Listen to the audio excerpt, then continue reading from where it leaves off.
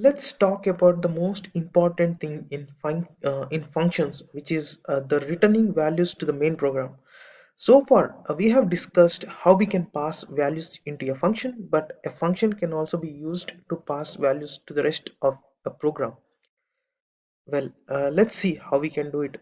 We have a keyword called return, and the return statement exits a function and allows you to pass a value back to the main program.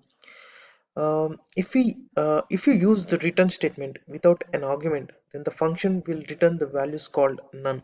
Suppose if you wanted to create a program that multiplies two numbers, let me just write here.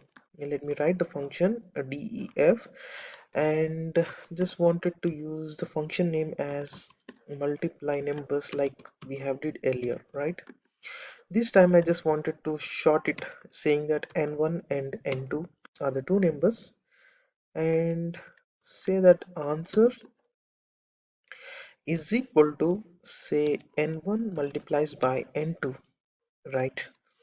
Now this time I just wanted to uh, return the variable called answer, which is n1 into n2, right? Now it returns none when you execute it, right? We don't get any output here.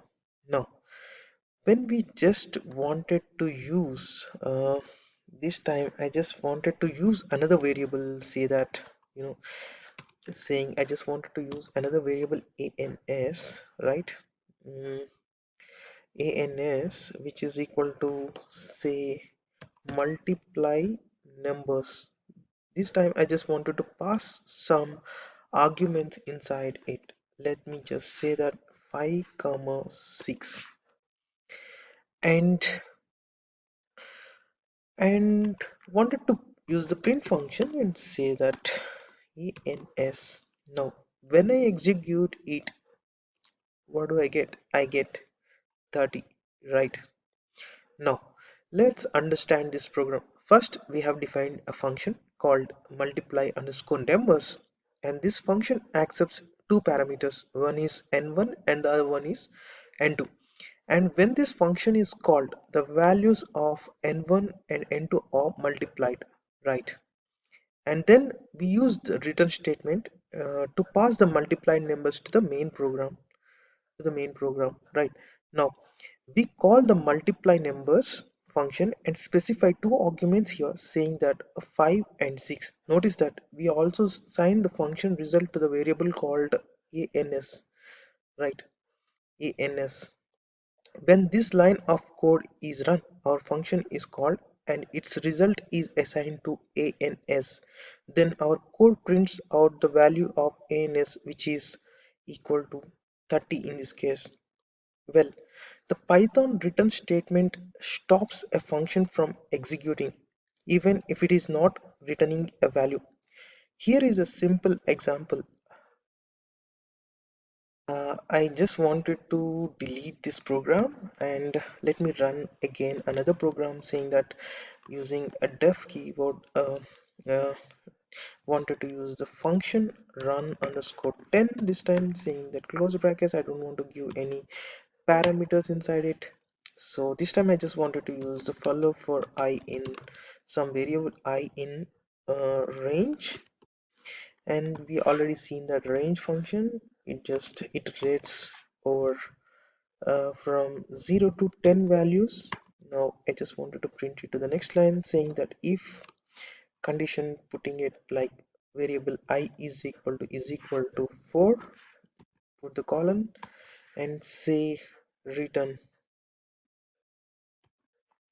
Okay, now go to the next line, say that uh, I just wanted to put it in for uh, in terms of def function runtime, right? Like just wanted to print it finished. Now what do you think I will get when I use run 10 here? Let me run this. I just got nothing. Well, right, our code prints nothing to the console here. Alright, there is a print function, right? Print finished statement in our code. It does not run. This is because when our for loop executes 4 times, right? When I is equal to 4, then the return statement is executed.